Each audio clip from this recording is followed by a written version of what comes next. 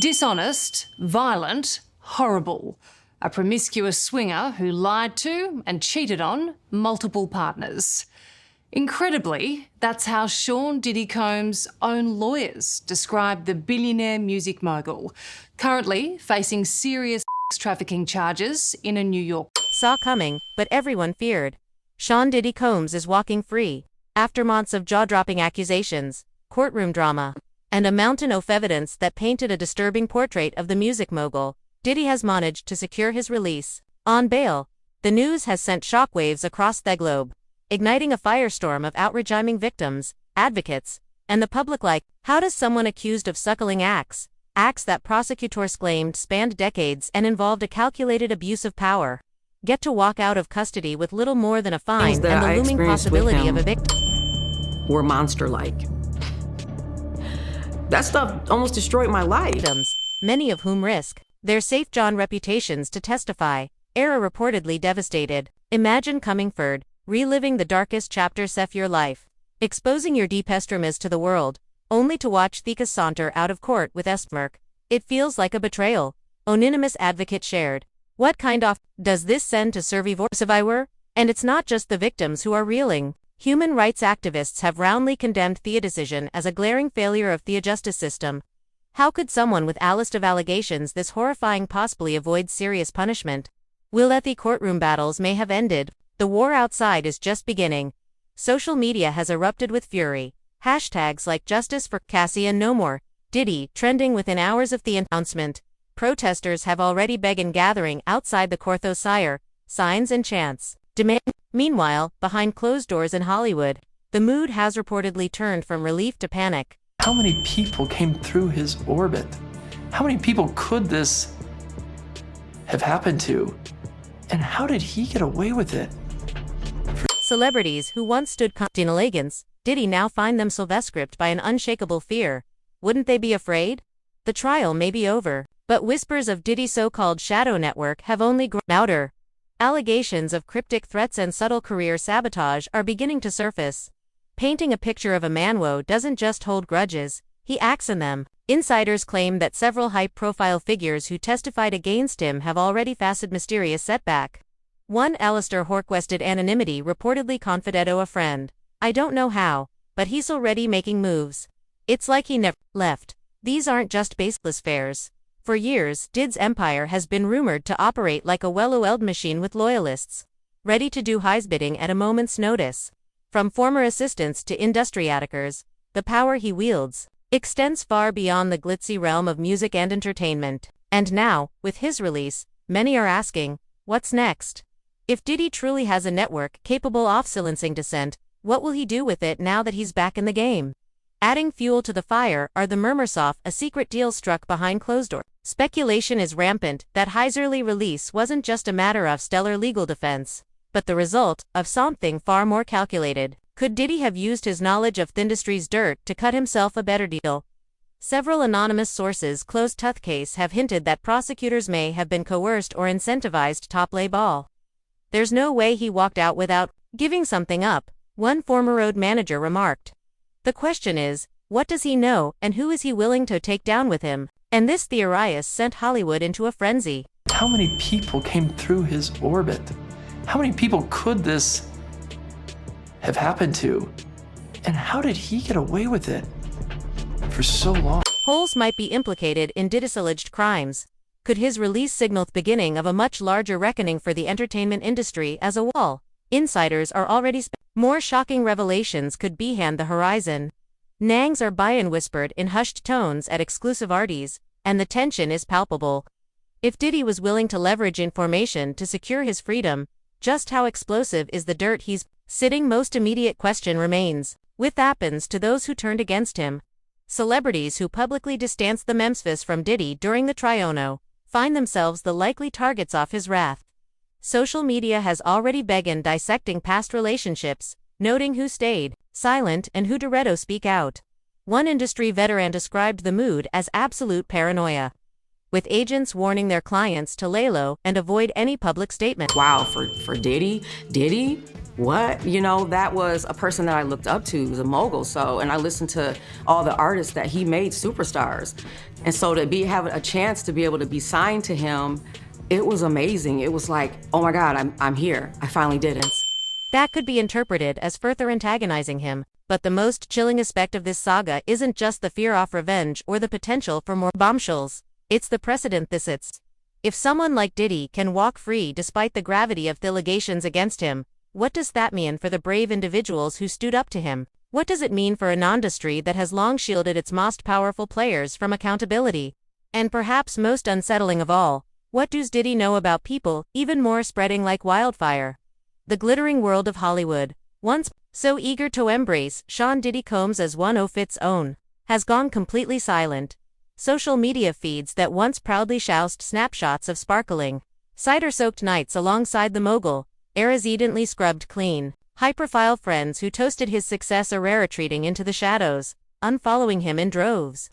Cryptic posts about cutting out toxicity and protect energy are cropping up on the accounts of some of Diddy's closest formerlies. It's a coordinated cold holder, almost like they're trying to write history and erase any evidence Diddy ever stood by his side.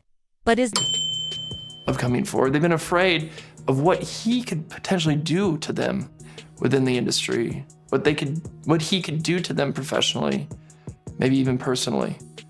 And so yes, it's been a dark secret they've held on to for a very, very long time. this just damage control, or is there something more sinister at play? We can't help but wonder what secrets are Rethi hiding. Could some of these celebrities, those who were regulars at Diddy's infamous parties, have skeletons of their own locked away? After all, those events weren't just exclusive.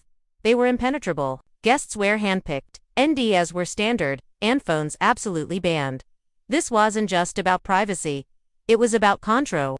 Now, with the world finally learning what allegedly went down at those gatherings, the silence from certain high-profile names feels deafening. Are they distancing themselves out of guilt? Or are they just trying to stay ahead of a storm? Whispers are only getting louder. Rumors of wild nights involving listers, athletes, and even business tycoons are starting to bubble up. Insiders claimed that Diddy's parties weren't just about indulgence. They were about power. His power. Attendees were Afraid of coming forward. They've been afraid of what he could potentially do to them within the industry, what he could do to them professionally, maybe even personally. And so yes, it's been a dark secret they've held on to for a very, very long time. allegedly drawn into a world where boundaries blurred and loyalty was expected, no matter the cost. And let's not forget the baby oil, a detail that keeps resurfacing in every retelling of Diddy's lifestyle. Once a quirky symbol of extravagance, it's now become a grotesque emblem of something far darker. In court, prosecutors described how baby oil was a staple at Diddy's notorious freak-offs, was slathered on guests used during those wild substance-filled nights that left Manny feeling violated and exploited. What was once a prop for over-the-top fun has now become a chilling reminder of allegations against him. Victims have spoken about how the sight or even the smell of baby oil can trigger waves of trauma, pulling them back to moments they've spent years trying to forget. It's a haunting image, isn't it? Something so mundane, so innocuous, now twisted into a symbol of pain, and victims continue to grapple with their pain. There's another group of individuals whose lives have been quietly shattered by this trial. Jurors, it's easy to forget the towel. Sorry, I'm just really, I'm in this moment right now. This is crazy. Sorry. People don't really know how much what it does to you when something that you love is taken from you and thrown away like it don't even matter, and then they move on with their lives and you're stuck. You're stuck during those years. You're still stuck 21 years later. A high-profile case takes on those tasked with deciding its outcome. 4 weeks, they were immersed in a world of unimaginable excess and exploitation, forced to sift through disturbing events and harrowing testimonies that no amount of preparation could have softened. From graphic video footage to chilling accounts of victims, the trial left an indelible mark on these 12 individuals. Some reportedly struggled to sleep, haunted by the images and stories they encountered daily, and the weight of celebrity influence only added to the pressure. Jurors were well aware that their verdict would be dissected not only by legal experts, but by the entire world. The case wasn't just about Diddy, it was about power, privilege, and the ability of the rich and famous to evade justice. Anonymous sources close to the jury revealed that some members felt trapped in an impossible situation, torn between the need to uphold the law and the overwhelming fear of public backlash. No matter what. I'm sorry, I'm just like really, I'm in this moment right now. This is crazy. Sorry. People don't really know how much what it does to you when something that you love is taken from you and thrown away like it don't even matter, and then they move on with their lives and you're stuck. You're stuck. During those years, you're still stuck. The decision we made, people will hate us. One juror reportedly confided to a friend after the trial. There was the isolation. Jurors in high-profile cases, like this one, are often advised to avoid media coverage, social media, and even casual conversations about the trial. While this is meant to ensure impartiality, it also means they're cut off from their normal routines, left to carry the burden of the case largely on their own. For many, this isolation compounded the stress, creating an atmosphere of relentless tension that lingered long after the verdict was delivered. Perhaps most unsettling are the doubts that may still linger even among those who delivered the verdict. Reports suggest that some jurors struggled with certain aspects of the case, particularly the conflicting testimonies from victims and witnesses. How much of their decision was based on the limitations of the evidence presented rather than their belief in Diddy's innocence? She testified, excuse me, that she was Diddy's ex-assistant. She said he her, sexually assaulted her in various ways multiple times. He exacted unbelievable violence against her, threatened her, one point allegedly threatened to take her phone and use any. Was Thedgery's acquittal on the most serious charges a reflection of reasonable doubt or a reflection of the system's inability to hold powerful figures accountable? These unanswered questions now hang over trial like a dark cloud, casting doubt on the integrity of the entire psychological toll of deliberations was compounded by the sheer complexity of the allegations. Jurors weren't just evaluating one incident. They were navigating a labyrinth of accusations spanning decades involving dozens of individuals and countless moving parts.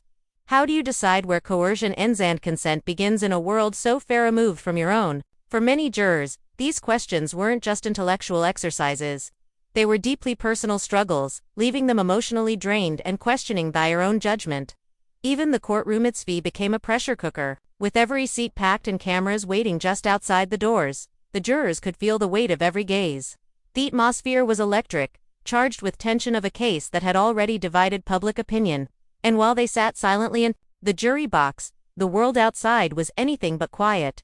Protesters gathered daily, chanting for justice, while Diddy's supporters celebrate his every legal victory. It was a spectacle, and the jurors, wherein willing stars in a drama they never these individuals were expected to simply return to their lives as though nothing had happened. But how do you move on after being exposed to such darkness? Some jurors, reportedly, sought counseling, while others chose to kind of extortion that we heard when Cassie took the stand and testified on that airplane ride back from France. Diddy said, "You don't do a freak off, I'm going to release one of the freak off videos that you are profiled in and humiliate." Remain silent, unwilling to revisit the horror Steed witnessed. For them, the trial didn't end with the verdict. It became a shadow that followed them, a reminder of moral dilemmas they faced and their lives forever altered by their decision. It's a chilling reminder of the cost of justice in cases like these. The emotional scars left on the jury service yet another layer of complexity and astery, already defined by its moral ambiguities. And for those of us watching from the sidelines, it raises uncomfortable questions. If even the jurors are questioning the process, how can the rest of us ever be certain that justice was truly served? And yet, for all the horror tied to these details, Diddy's defenders continue to downplay the accusations. His legal team argues that these parties were consensual. Varian involved knew what they were signing up for. But how consensual could it really have And when the man New audio from the Diddy trial, and it is pretty explosive. This is audio of a voicemail that Diddy left to the Jane Doe who's been testifying in this trial for the last couple days. And he sounds really annoyed. He's talking about her maybe giving him the silent treatment, and his response is, I got a busy life. I can't be dealing with your silent treatment. And we got man at the center of it all held so much power over their careers, their reputations, their VORE livelihoods. This wasn't just about wild nights. It was about control, manipulation, and exploitation. Meanwhile, the victims are still waiting justice. Many of them have spoken out about the toll this trial has taken in their lives. How they've been dragged through the mud by Diddy's lawyers and his supporters. Cassie, who bravely testified while heavily pregnant, has become a symbol of resilience for survivors everywhere. And yet, even Shehaz faced backlash, with critics accusing her of chasing a payday or exaggerating her claims. It's a cruel twist in that's already so layered with even more unsettling.